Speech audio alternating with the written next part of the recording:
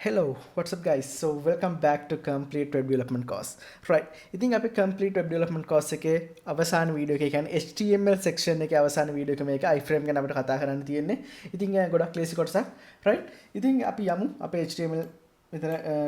notepad++ එක තියෙනවා. එතනට ගිහලා type කරලා බලමු කොහොමද iframe එක වැඩ කරන්නේ. ඒ වගේම iframe එක මොන වගේ විදිහට අපි use කරන්න පුළුවන් කියන එක.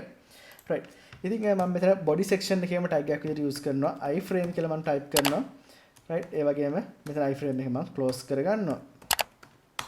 right මෙතන අපිට පුළුවන් iframe එකට attribute එකක් දෙන්න ඔයාලට මතක ඇති image එකක් පාවිච්චි කරලා attribute එකක් දුන්නා link එකට attribute එකක් දුන්නා ඒ වගේම මෙතන අපිට පුළුවන් attribute එකක් දෙන්න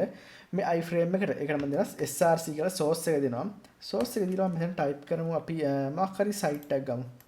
නැත්නම් අපි YouTube channel එකම ගමු right okay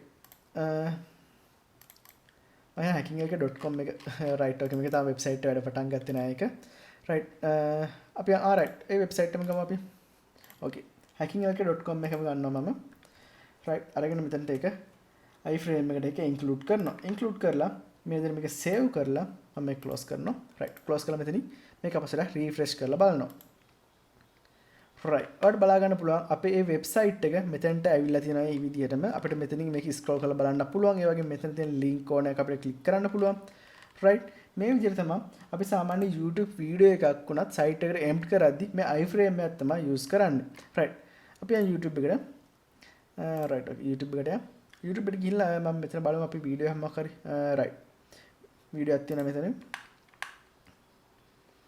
okay video එකට ගියාට පස්සේ මෙතන තියෙනවාට share කියලා බටන් එකක් මේ share බටන් එක click කරලා පස්සේ මෙතන තියෙන emd කියලා option එකක්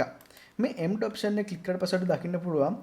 මෙතන තියෙන මේ iframe එකත් එක්ක තියෙන key එකක් තමයි තියෙන්නේ code එකක් තමයි තියෙන්නේ ඒ කියන්නේ මේක emd කරන්නත් අපි use කරන්නේ මේ iframe කියන html tag එක තමයි use කරන්නේ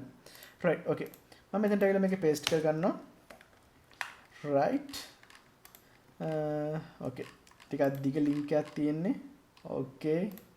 අවලන්න අපි zoom කරලා තියෙන මේ විදිහටම right අපසල මම මේක save කරලා මෙතනින් refresh කරනවා refresh කරද්දි මෙතන පල්ලෙහෙන් අපිට මේ වීඩියෝ එක එනවා ඒ වගේම ඔයාලට බලා ගන්න පුළුවන් මෙතන අපි කලින් iframe එක use කරපු නැති special option දෙකක් තියෙනවා ඒ තමයි height එකයි මෙතන width එකයි වෙනම මෙතන mention කරලා තියෙනවා අපි මේ දෙකත් මෙයාට දීලා බලමු right height එක width එක දෙනවා මේක save කරගන්නවා save කරලා මේක refresh කරනවා right අපේ කලින් web page එකත් ඒ size එකටම දැන් ඇවිල්ලා තියෙන අපේ වීඩියෝ එකේ size එකටම right ඉතින් ඔන්න ඔයා complete web development series එකේ HTML section එක ඉවර කරා ඉතින් අපිට ඉස්සරහට තව ගොඩක් දේවල් කතා කරන්න තියෙනවා CSS ගැන ඊට පස්සේ JavaScript ගැන PHP MySQL වගේ ගොඩක් දේවල් කතා කරන්න තියෙනවා ඉතින් ඔයා නියමයි පළවෙනි section එක complete ලා ඉවර කරා ඉතින් අපි ඉස්සරහට කතා කරගෙන යමු තවත් ගොඩක් දේවල් ඉතින් ඔයාගේ අනිවාර්යෙන් idea එක කියන්න පල්ලා comment section එක use කරන්න පුළුවන් ඒ වගේම අපේ Facebook group එක වගේම Facebook page එක තියෙනවා ඒවා එක්කත් ඔයාලට එකතු වෙන්න පුළුවන් WhatsApp group page අපේ Telegram group එක තියෙනවා ඉතින් මේ හැම එකකම එකතු වෙන්න ඔයාගේ දැනුම බෙදා ගන්න වගේම ඔයාගේ තියෙන ගැටලු විසඳ ගන්න ඒක ගොඩක් ලේසි වෙයි